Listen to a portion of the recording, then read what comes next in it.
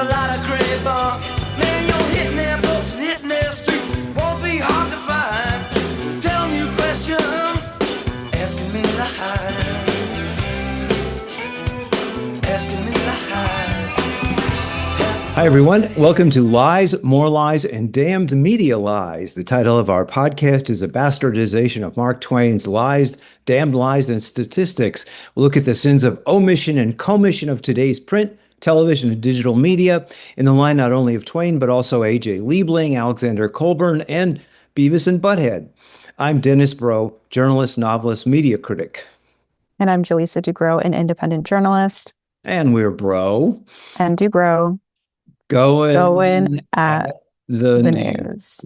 Okay, today's episode, when I hear the word culture, I reach for my gun, a line attributed to Hermann Goering, the Nazi in charge of the buildup of Hitler's forces to wreak havoc on Europe and Europe's minorities, has its equivalent in the Trump administrations and Netanyahu's Zionist regimes. When I hear the word negotiation, I reach for my bombs. And indeed, this is the stance. The murder of negotiators by the apartheid genocidal state of Israel and its erstwhile ally, Trump and his real estate goons, is a long and dishonorable tradition that has recently accelerated. In Trump 1, the Iranian hero General Soleimani, praised for his defeat of ISIS and al-Qaeda, was lured to Iraq by an invitation to negotiate a peace settlement and then assassinated at the airport by Trump's bombs. As negotiations between Israel and Hamas were being demanded by the world to stop the genocide, the Zionist response was to murder Hamas's chief negotiator, who was in Iran, to attend a presidential inauguration.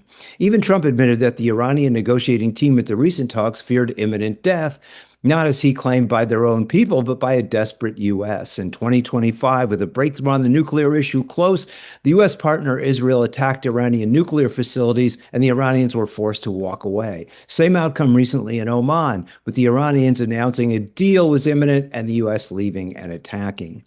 Reaching for my bombs has also been the Israeli response, not just to combatants, but also to media figures as well, who attempt to tell the truth about Iran and its now for 47 years of being tortured by the might of the U.S.-Israeli juggernaut, now including not only the killing and arrest of journalists reporting on the ground, and we'll have more of that in this show later, but also the $1 billion bounty placed on the head of the main media spokesman for the Iranian cause, the extremely eloquent professor of American Studies and decipherer of Orientalism, Mohammad Marandi.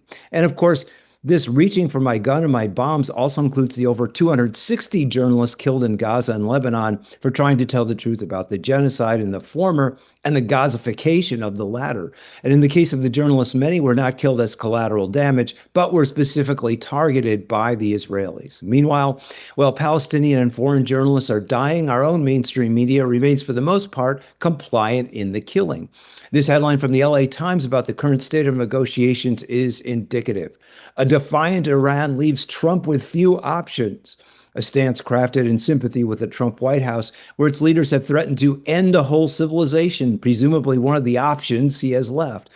Iran's defiance amounts to resistance to a defense of its 7,000-year-old heritage, since its defiance consists of attempting to stop its obliteration. The LA Times apparently would rather that Iran simply allow its civilization to be destroyed.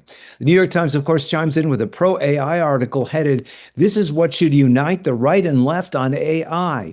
The opinion page column urges the Trump administration to resolve its feud with Claude and Mythos creator Anthropic in order to strengthen U.S. defense with the Mythos program needed to counter cyber attacks. This is what the Times urges as a healing of an AI rift, which is hardly a rift at all, since Anthropic, which will not go along with AI for domestic surveillance or for non-human targeting on the battlefield, is perfectly fine with and employed on the foreign battlefield. No mention, as Jeffrey Sachs pointed out recently on George Galloway's Mother of All Talk shows, that one reason for renewing the war is that Silicon Valley can test its AI targeting on actual live war site. A better uniting of the left and right would be making the case against AI's unemploying of its own workforce, such that Microsoft, allied with OpenAI, announces canceling 7% of its employees the same day Meta announced cutting 10% of its.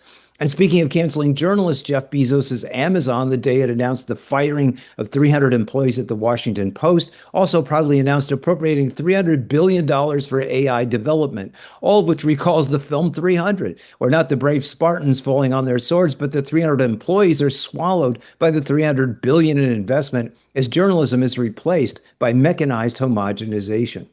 The Times owned one-sided coverage of the war of aggression launched by the U.S. and Israel against Iran is a thing to behold. The paper recently boasted about its narrow coverage in a story headlined, "How Our Iran Reporter Covers the Country Without Being in It."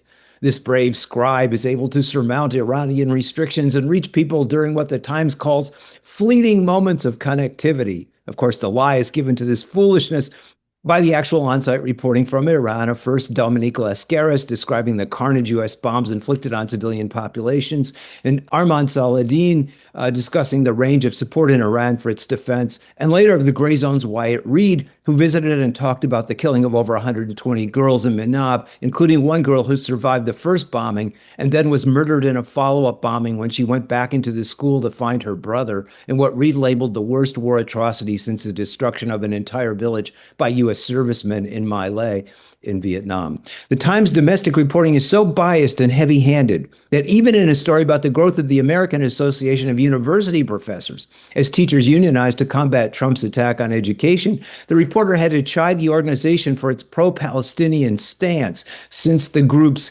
too upfront politics, in the view of the reporter, may be hurting its attempt to attract new members, though it's just as likely that that stance in a university climate that is generally condemning of the genocide is attracting new members.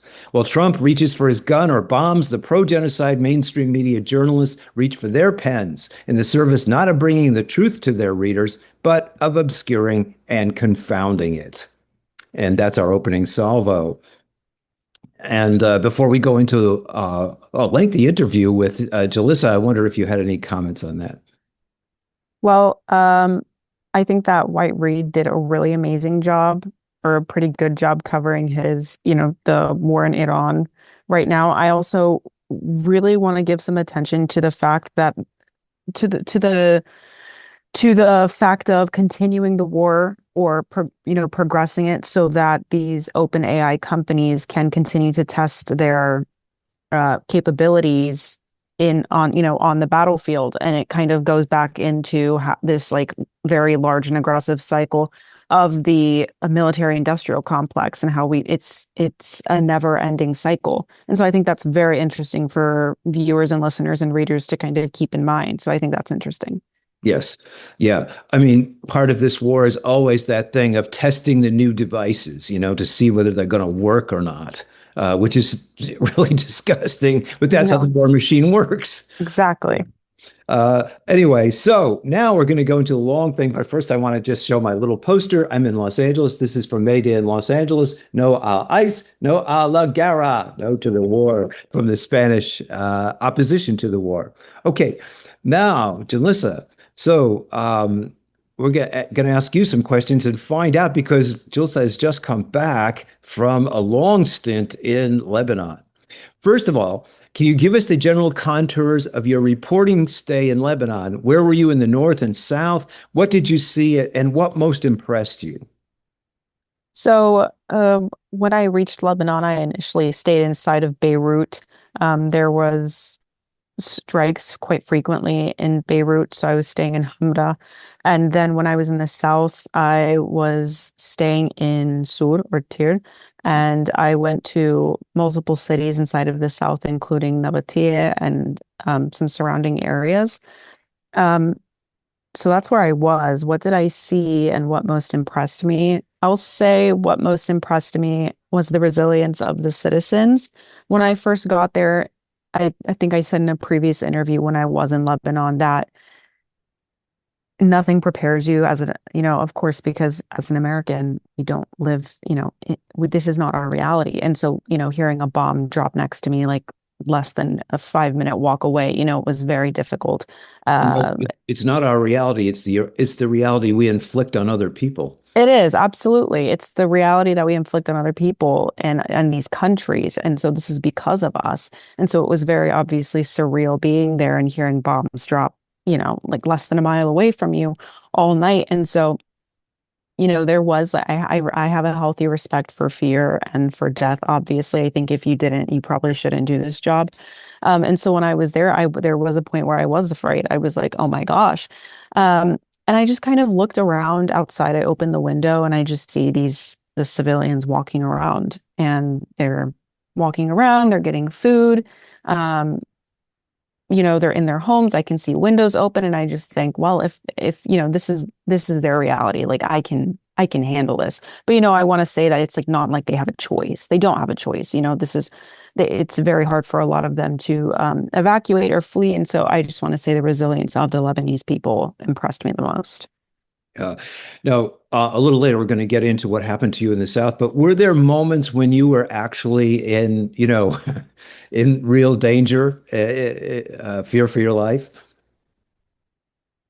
When I was in the South, I was in Jebel Amal Hospital. And while I was there doing an interview with, I want to say, the director of the hospital, Avishai, the spokesperson for Lebanon, announced that they would be striking that area. And so they had to, we had time to finish the interview. But after that, everybody was kind of ushering us to leave and hurry up and get out. And then I want to say that following evening, a residential building was struck just a couple minutes away. I mean, less than 5. And so we were all not able to leave the hotel where we were all staying. And so that was pretty scary. I would say another one was when I was in Nabatea, and a bomb, that's all I can say, is a bomb, a projectile of sorts, was right next to us. And so I had to get out quite quickly.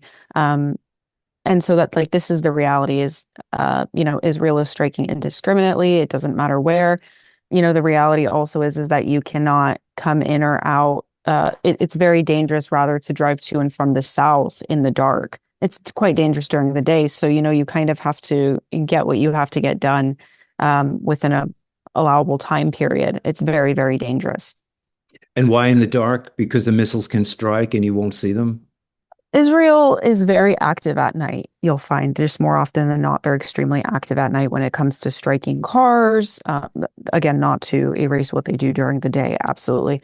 But, when it comes to striking cars and buildings, it's typically when people are driving at night or when they're sleeping in their beds. And so it's very dangerous. You just try not to be on that main road from north to south. Okay. And very brave of you, and very different from the times how a reporter covered Iran without being there. When you said that, I was looking at that and I was like, okay. An actual story. They were boasting about the fact that he was nowhere near it. How ingenious. Anyway. I know.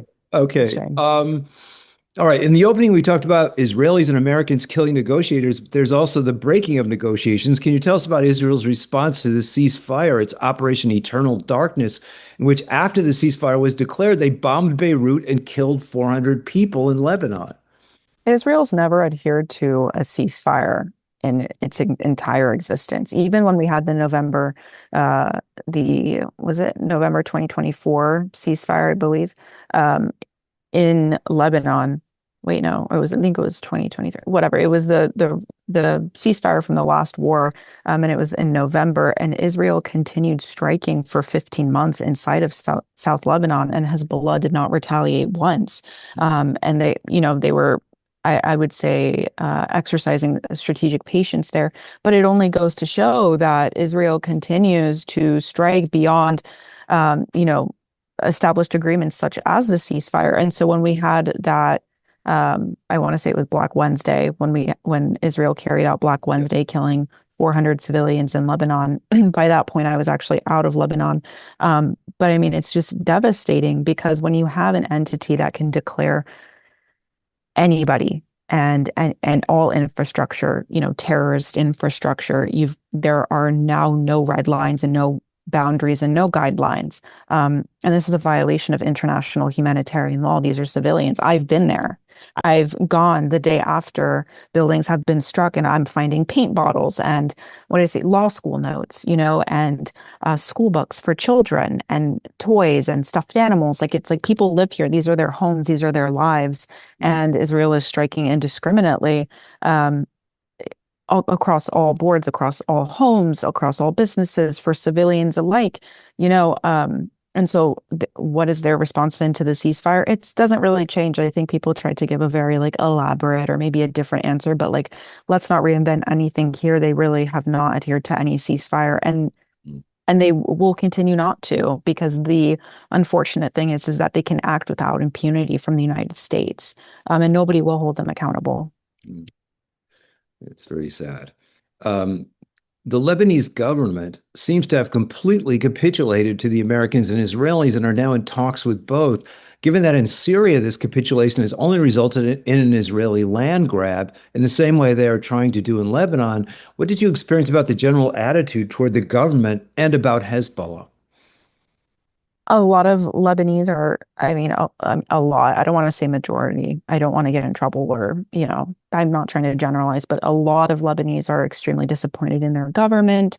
And it's kind of cozying to the United States, the United States government, as well as the idea of even entertaining the idea that Israel could somehow normalize, or Israelis could come in and visit Lebanon, and so there was a lot of. I met some people that weren't even supporters of Hezbollah, but they were like, "I'm not really for Hezbollah, but I'm for sure not for Israel inside of Lebanon or reaching Beirut." You know what I mean? So that was my experience. It's very split. Of course, I think when you go farther north, which I did, I dabbled a little bit in the north, it's a different world up there. They have oceanside clubs and really nice restaurants, and people it doesn't really exist there because nothing really touches kind of those different areas up in the north. But the reality is that people understand, I think the Lebanese understand, without Syria even being used as an example here, they understand good and well what would happen should Israel, if they didn't have resistance per se, rather. And it's not in comparison, it's just they've been dealing with this since the 80s. Mm-hmm. And so this is how Hezbollah was formed. And so Hezbollah is actively the only buffer and resistance standing against Israeli invasion into the country. And so I think that's very important to consider here, is that the Lebanese are well aware of this. This is not their first rodeo. You have the war in 2006, the 1980s. And so they're very familiar with this. And so I think that the general attitude is that they are extremely disappointed in their government. They have faith in their country, but their government is extremely disappointing right now. Okay. We talked about the Israelis killing reporters. What was your experience when you went to the South, and were you in imminent, or as Trump says, eminent danger? Talked about it a little bit, but something happened, as I understand, in the South, right? You were accused of... Yes, I was accused of espionage. Yeah. I was accused of being an Israeli spy. Yeah. Yes, I was accused of being an Israeli spy or a spy for the United States government, and it's because of my prior work. I was a technical recruiter for a defense contracting company. We did not sell, arms or anything like that, or munitions or anything. I was simply recruiting for graphic designers and things like that. Also, my father was in the United States Army, and he works on base at MacDill, which is where CENTCOM is. And so this, I guess, local journalist, she's not a big fan of me. She accused me of espionage, and it blew up quite quickly to the point that I was being asked to leave the South. And eventually my embassy reached out to me and asked me if I was being followed. And they were like, "We really need to get you out of the country. It's not safe for you." So that was quite scary. And it was quite unfortunate. It did cut my trip short, and it was going pretty well. So that was disappointing. But aside from that, when I was in Nabatea, like I said, that was quite scary. We had to move out of there quite quickly because of imminent Israeli bombing in Nabatea. So we had to get out of there quite quickly. And then, I was also there for when the two journalists that Israel bombed in their cars, Fatma as well as Ali, the two journalists that were killed. And I remember coming back from doing some interviews with paramedics, and all of the journalists were crying and were kind of looking around like, what happened? And they're extremely sad and distraught over the murder of their friends. And I mean, these were veteran journalists that have been doing this for a very, very long time. And, these were their colleagues. And Israel double tapped their car, and then bombed a building that I believe Fatma and her partner that she was with that day were hiding in. And so it was just, it was such a sad sight. It was, honestly, it was very eye-opening. And of course, this is not new. I'm not saying like I'm just realizing this, but it being there, of course, that it was very eye-opening that to be there in real time, seeing their reality in real life. It's now not something that you're reading on Twitter and the news and things like that. Like, you're living it and you're there, and it's like in such a split second, you really don't get to say hi or bye. You just go to work, and then, you find out that your colleagues, which I did not know them, I want to, disclose, but that your colleagues are dead. And that's unfortunate. You said, that there was a journalist who investigated you. Your father was in the army, but also you said she didn't like you. Did she not like you because of your reporting? She actually never actually gives a reason. She not to, we're professionals, so not to be catty. This is the third time I've been accused of this by her, and all of which I've, cleared up these allegations. It happened once last year, and then it happened it happened 2 years ago, and then this year, and then this year again. So it happened in January, and then while I was in Lebanon. I don't really know why, actually, she doesn't like me. I would like to chalk it up to the fact that I think she thinks I'm taking business away from her. Which is just kind of what I'm thinking. My reporting is, when I think about it, my reporting is very solid. My intentions are, I have good intentions. I think my reporting reflects this. It's very consistent. I've never wavered in my stance or position. And so I kind of rely on that. I try not to engage too much, but I mean, obviously that is the worst, one of the worst allegations that you can have against you in Lebanon. I mean, it is a crime to come into Lebanon as an Israeli or have an Israeli stamp in your passport. It's illegal. You'll be detained upon entry into the airport. And, so it was being alleged that I had gone to Israel and that I had Israeli stamps in my passport and all of these things, to which it was incredibly, it did become dangerous to the point that I was, all it takes is one person, Yeah. All it takes is one person. And anyone who's seen your reporting wouldn't believe a word of this. You would think. I mean, it feels like the world is small on the internet, but I had to tell myself, I'm like, Jaleesa, this is just the internet. It doesn't represent like what people actually think in real life. But yeah, like you would think, right? Like, I did a documentary last year in the South. I was pursuing one this year during my time there. I've written numerous articles on Lebanon. I've made multiple videos and done numerous interviews on Lebanon. And so I did, so yeah, it is what it is, but what can I do? Yeah. Since you were on the ground, what did you observe about the willingness or unwillingness of the mainstream media to tell the story of what's happening in Lebanon? Were there media, mainstream media reporters in the field, in the hotels, writing from the hotel veranda, or not at all? Lebanon is full of journalists. I mean, every corner you turn, they're kind of walking around, or they're sitting typing, or they're at these nice hotels, or you can see their cars parked on the side of the street and it's tagged with press.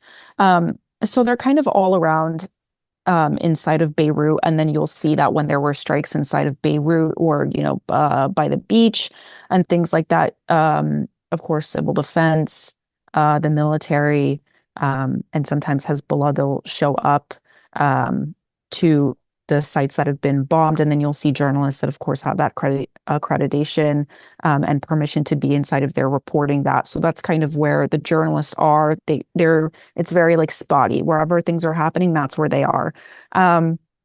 And then as far as the south, we were actually at the rest house in Sur.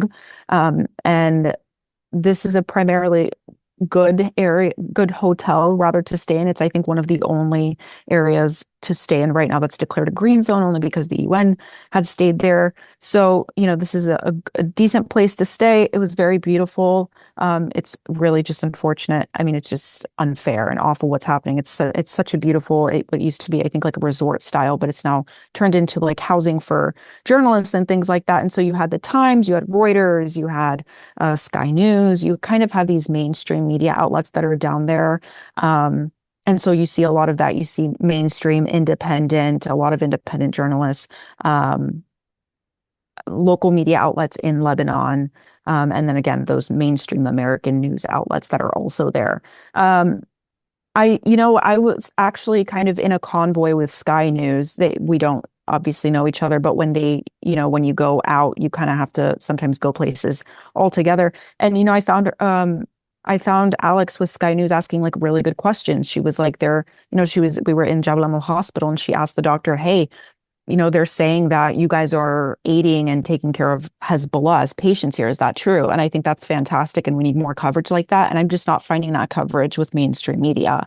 Mm-hmm. And I don't think we're going to, of course, and I mean, we understand why, but we're not finding really those detailed in-depth questions. It's more like a building was bombed and it fell. And that's, I think, what we're seeing. And it's just a very, very bland blank outline. And it's like, no, we want context. What happened? And I think that's why I enjoy my reporting, not to toot my own horn, but it's like, we want to know what's happening on the ground, who was where, what was said, who were these people, what was in the house, what kind of children, what injuries are we seeing in the children, just all of these questions. And so I don't think we're seeing that from mainstream media, but there are journalists well throughout Lebanon.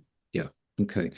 What did you observe about broadcast journalism coverage, especially in light of the Zionist director of CBS, Barry Weiss's recent appointment of Shandy Reese, who broke the now discredited UNRWA story, which resulted in the cutting off of Gazan food and medical supplies as the network's new international bureau chief?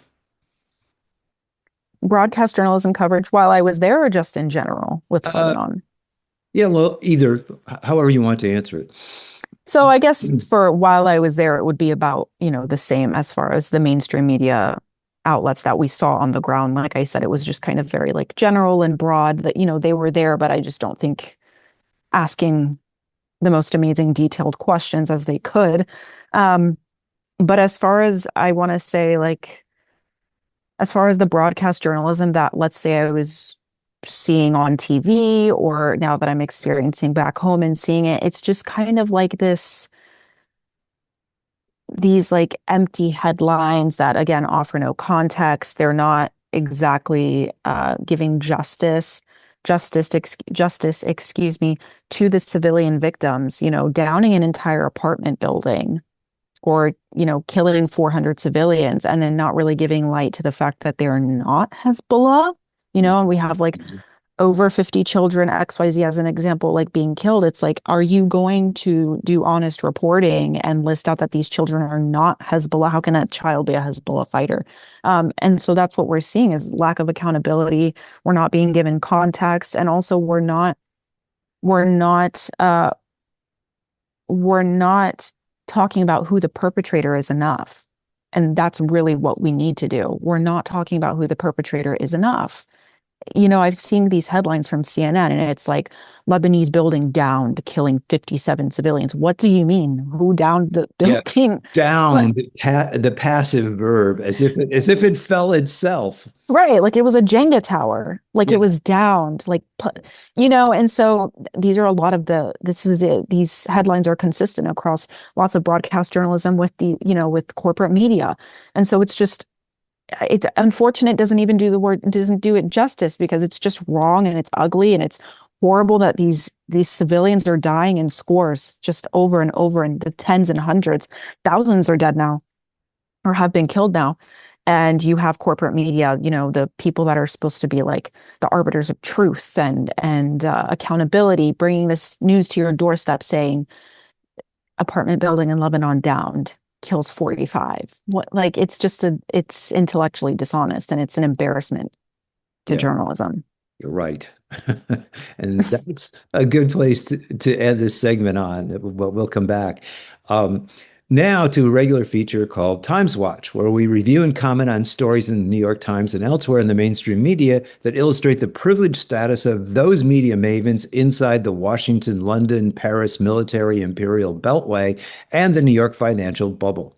First up is a story in the Times headed, "The U.S. Army's Big Experiment in the Arctic Cold," describing breathlessly how soldiers from the warm South climes of Florida, Texas, and Georgia are training in simulated Arctic conditions for what the paper describes as making the Arctic a now explicit theater of war, not to mention for a brave assault on the indigenous colony of Greenland, as the U.S. attempts to repeat its long history of genocidal murder of its own indigenous population, but now in the Danish colony. The colonizers like to use the word protectorate, as if rather than looting, they are protecting the population, as that population struggles to assert its independence. Greenland's abundance of minerals are essential to a Europe every day losing its sway over its former favorite looting spots in Africa. Europe attempts to assert its defense of Greenland democracy, which is really nothing more than a defense of the territory's resources.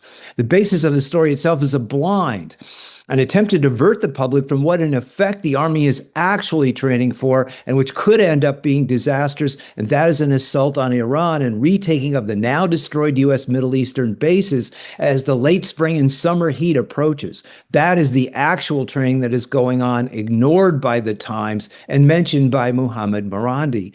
The Financial Times recently characterized June as the tipping point for a global depression if oil still is not released from the Strait of Hormuz. June temperatures in the Gulf region are sometimes as high as 113 degrees with almost no rain, and any assault would mean American troops having to fight in that heat. But not for the Times. They're focused on Trump's winnable war in Greenland.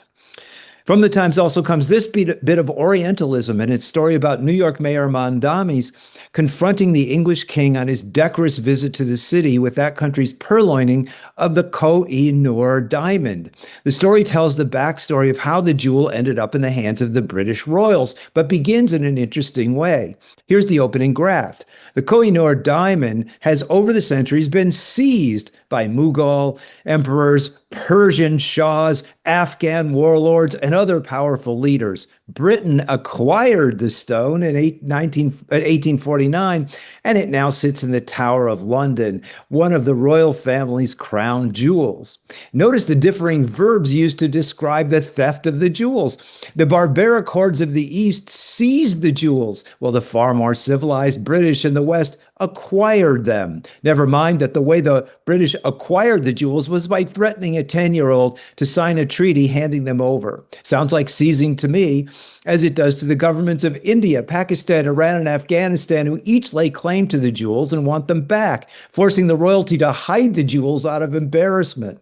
Elsewhere, the Times elaborately celebrated the Bezos takeover of New York for the Met Gala, where traffic was halted as the happy couple who had seized Venice for their wedding made their way into town.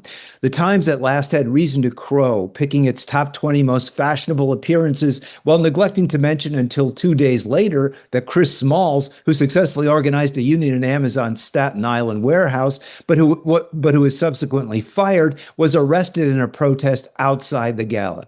This, as Amazon is busily at work employing its AI to entirely automate its workshops, the company's answer to Small's union organizing. None of this marred the Times' exuberant coverage of the event. Finally, two stories in the at least usually more subtle Financial Times were equally repulsive. The recent attempted coup by fundamentalists in Mali as part of an overall Western effort to destroy the three African Sahel countries, which also include Burkina Faso and Niger, openly in rebellion against their former colonial masters, was covered in the FT not as a Western-based coup attempt, but as a failure by Russian forces who are defending the region's revolutions to adequately step up to the task and meet the attack. The paper framed the attack instead not as imperialist aggression, but in Cold War terms is allowed by Russian incompetence. On Substack, the Coalition for the Elimination of Imperialism in Africa saw the attack differently, issuing a statement saying it, quote, condemns the barbaric aggression by an alliance of NATO-backed terrorist groups against the Republic of Mali. The statement continued, in one of the largest coordinated attacks against Mali in recent years, 7 cities across the country were targeted by terrorist groups, including the capital Bamako and the garrison city of Kati. The simultaneity of the attacks, the targets, as well as the weapons and logistics of this operation demonstrate this was a decapitation strike with the aim of overthrowing the government of Assimi Goïta and putting an end to the Malian revolution. Despite the FT's emphasis on Russia's failure, the attacks did not succeed in toppling the government. Elsewhere in the same issue, in the FT's promotion of rampant imperialism and degrading of the global South, its book review of a Chinese memoir titled Adrift in the South, about the decades when China was at work raising over 800 million people out of poverty, recounts the bitterness of a single factory worker who says the best decades of his life slipped away from him on the factory floor. No doubt, there was a human cost to this attempt to lift an entire population out of dire poverty, often detailed by Chinese filmmakers like Wayne Bing and Zhu Zhangke. But in the FT's assessment, there's no room for nuance or recognition of the triumph, only bitterness, which in the end, given away the Chinese miracle and planned economy every day dwarfs the financialization and moral bankruptcy of the West, begins to sound less like critique and more like sour grapes. And that's Time's Watch. And I wonder if you have any comments. Yeah, I love that last line. But as far as the commentary about the crown jewels, I particularly love that because it really highlights the way that the Western colonialism tends to whitewash or glaze over or alter this language, to make ourselves look more presentable or justified. And so the comment about how we acquired them, but these other countries seized them, as if we could possibly paint ourselves as justifiable and definitely not thieves, which I believe we've also done with artwork. Oh, yes, for sure. Yes. France has just said, Macron 2 years ago visited one of the African countries and said, we're going to give the paintings back. Well, 2 years later, France has finally started to talk about a law which might allow them to do that.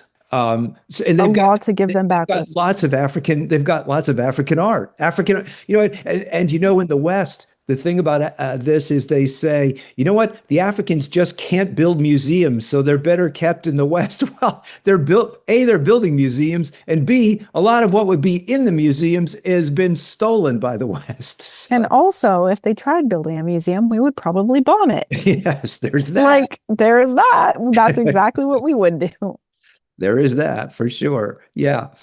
Okay, well, yeah. So now, do you want to say something in terms of narrative watch or the overall narrative that we're watching unfold? The overall narrative that we're seeing, I kind of spoke about it before in our interview about Lebanon. Again, it's like I wouldn't even call it a strategic omission in the headlines that we're seeing. It is just a very calculated and lazy headlines that we're seeing. So when you're reading this, I just want you, I would advise viewers and, our listeners to invest in looking towards more independent media that will report honestly and, I will say objectively, to at least put a name to the perpetrators, give us accurate casualty counts, and provide context. I think that's so important. That provides context, because corporate media is not doing that. And as I said before, it's very strategic and calculated. Yep. In the language that we're using to kind of soften this. Buildings were downed.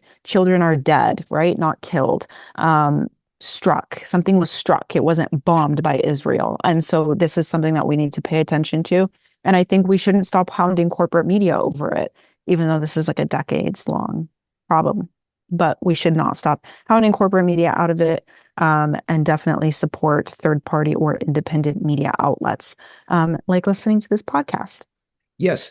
And also, I decided that it's best to not to, while we're doing the podcast, since you mentioned it last time, to say where our sources are and what media we're listening to for people to listen to, Oh, that's a good idea. these outside sources are coming from, like Mohammed Morandi really doesn't appear very much on mainstream media, only sometimes in jousts with Piers Morgan, Mhm. but otherwise an eloquent spokesman, who they just simply labeled an Iranian asset. Well, Yeah, what are most mainstream media? What are the CNN reporters? exactly. And It's such a one-minded, such a singular lens view. yeah. Because if that's how we see them, how do they see us? But it's like we could never be that. It's exhausting. But you're right. And it's about to get a lot worse because well, it's already getting there. But if Paramount takes over Warner Brothers and CNN, that's another thing which is going to fall. And the Oracle and its head, David Ellison and his father are extremely ideological, backers of Israel, who are really trying to, in a way, kind of mow the lawn, as Israel would say, of Mhm. any kind of dissent and to erase it. Yeah, absolutely. And you're seeing these changes, and they're coming fast, in mainstream media. So it's a big deal to oppose this merger. It's a very sinister thing, not only for jobs here in LA, which people are very afraid of, but also for a takeover by one person who, the Ellisons now control TikTok. They control CBS News. And they soon, if this goes through, will control CNN. And that's too much for one mogul family. It is to monopolize the media in this way. It's quite scary. All with a clear idea, a clear ideology.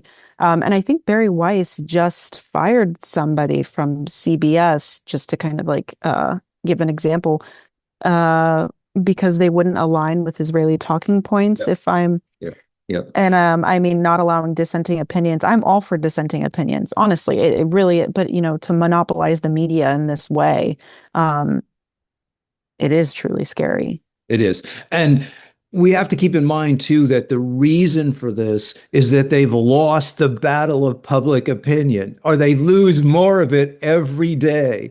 And so their answer is to take over mainstream media, even as people desert mainstream media. And they are, as Glenn Greenwald says, they are deserting, en masse CBS News, which is proving itself to be really quite incompetent, Yeah, it's kind of a gift from Barry Weiss to Barry Weiss. It's a little bit of what she deserves. But people are losing faith in corporate media, which is fantastic, I think. I think it's totally amazing to divert from that, because the views are going to go down, the ratings are going to go down. You can buy it all, but the Americans are waking up. We're seeing corporate media for what it is, and it's all a copy and paste. They're two wings of the same bird, which is why, third party and independent media is so important. But I think it's really interesting because I would say confidently that Israel, but as well as the United States government right now, is kind of losing the PR war per se, popularly by young Americans who have taken up for the cause in Palestine as well as Lebanon, or just, the Swana region in general, but are also really realizing the dangers that Americans are facing, given AI, monopolization of, the media. And so you have this like genre, but also huge majority of Americans that are waking up and abandoning these otherwise trusted outlets and laws and things like that. Yes, for sure. Well, okay. So now we're going to go at this in a slightly different way. I wanted to end with a review of two series which highlight ever-widening differences between the American and the global ethos, which is, I guess, brings us back to what we're talking about. So it's called Nowhere Men: The Global versus the American Action Film Hero. The genre and the basic plot is the same, but two series highlight differences in a more individualized, oligarchic, and paternalistic version of the Black hero in the American Man on Fire, and the more socially grounded and collectivist South African The Nowhere Man. The genre is the action series, and both are loosely based on the Denzel Washington film Man on Fire, with the Netflix American series remake explicitly acknowledging this lineage. The basic plot of each treads the well-worn platitudes of that genre. Each lead is laid low by a mission that, in the Netflix firmly fixed pattern, is an action sequence in the opening. In the American, the CIA outsourced agent fails in the endeavor, resulting in the death of his Mission Impossible type team.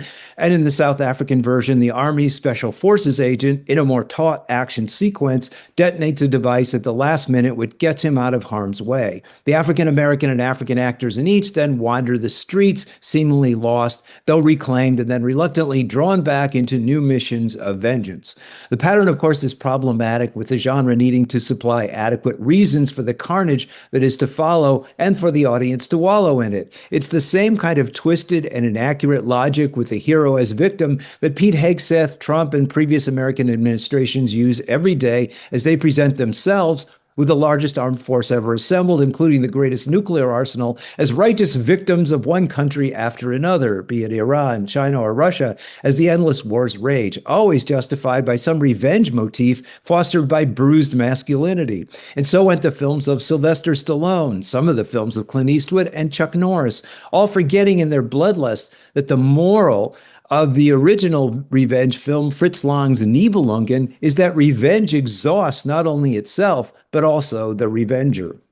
There are major differences, though, in the execution of these similar stories. The American version at first appears to be the more global, set initially in Mexico, then in the US, and finally in Brazil's Rio, while the South African version is set in Cape Town. However, the global locales featured in Man on Fire are viewed through the eyes of the privileged. The Mexico opening sequence is set in one of the country's exploited free trade zones, and the Brazilian locale is the upscale neighborhood of the gleaming business offices and condos of Leblon, with the mercenary John Creasy remarking that he thought Brazil would be tougher, and his handler replying, "Not this neighborhood," while explaining these ex-CIA operatives hired to secure this extravagant wealth are there because, in CIA lingo, home is where the coup is. Creasy's handler, Rayburn, though he is expert at undermining regimes, is presented as a family man whose attitude towards his wife, two youngsters, and rebellious teenage daughter is described as loving, and which justifies his wrecking of other ways of life. His sanctimonious fatherhood, of course, is an excuse that will later serve to sanction Creasy's killing spree. The terrorists, focused on rampant destruction for seemingly no reason, as terrorists are wont to do, are, to read between the lines, actually incensed with the inequality of the ultra-rich condo dwellers, but we just view them as villains since we're given no reference point or insight into the actual poverty of the favelas or the slums of Rio. Creasy is described as the ultimate loner, always solitary in his grief over the failed mission, though he will eventually learn to allow for at least one other person in his life in his protection of the teenage daughter, Poe, but that is the extent of his community and commonality. Lucas in The Nowhere Man, on the other hand, in retreat from his sad experience with the South African army, falls into the same type of isolation, but is rescued off the street by Ruby, who heads a shelter for women, children, and victims of violence. Lucas, no longer a loner, embeds himself in the community outside the limited bourgeois family structure depicted in the American series. Lucas is called back into action when Neo, a female member of a drug family, is threatened because she will testify against her drug lord uncle. His rescuing of Neo and eventual invasion of the drug lord's compound entails a good deal of black-on-black violence, but drug dealers are a menace to the community, and their evil is distinct from the obscure terrorists of Man on Fire. Lucas becomes enamored not of a privileged and precocious teen, but of a medically challenged girl who he and Ruby attempt to save. Neo is a doctor who, when rescued, helps out at the shelter, though Ruby, the shelter originator, ultimately functions as the revenge and bloodletting motif. There are American comparisons. Lucas is called a South African John Wick, but the more apt comparison of Lucas's feats is to Black Marvel superhero Luke Cage. Likewise, Neo in her speech effect, and appearance seems to be channeling Scandal's Kerry Washington. Finally, there's a reformed addict at the shelter who ultimately functions as Robin to Lucas's Batman. Lucas then moves away from being the ultimate individual, first inserting himself into a community and then building a community around him in his protecting the shelter, whereas the American protagonist Creasy, pledged to protect the teenage Poe, otherwise continues on his individual path in defense of Rio's rich and privileged. Two Black action heroes, but in contexts and circumstances that differ substantially and tellingly in the way they illuminate the values of each society that produced these figures. Very interesting.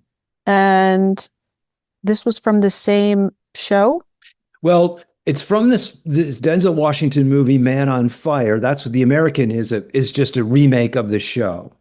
But as I was watching it, I realized I'd seen The Nowhere Man a little earlier, and then I saw Man on Fire, and I realized, oh, it's the same story, just kind of uncredited, you know.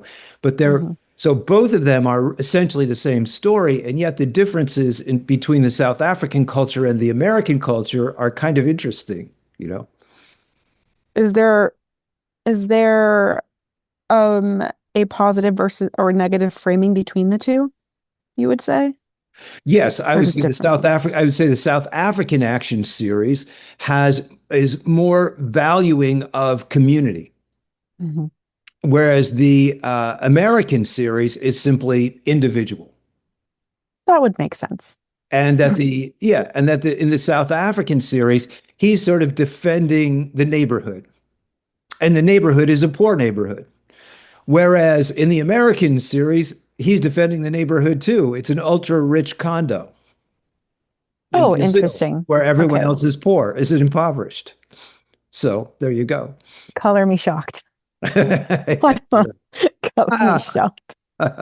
Yes, how on earth could that take place? We don't even know. Yeah. So, okay. Well, so we will conclude. This is Bro And you grow going at the the news. news. And we'll be back next time with more lies. And I just want to repeat again, no a la ice, no a la guerra. And that's it for today's show. We'll be back soon.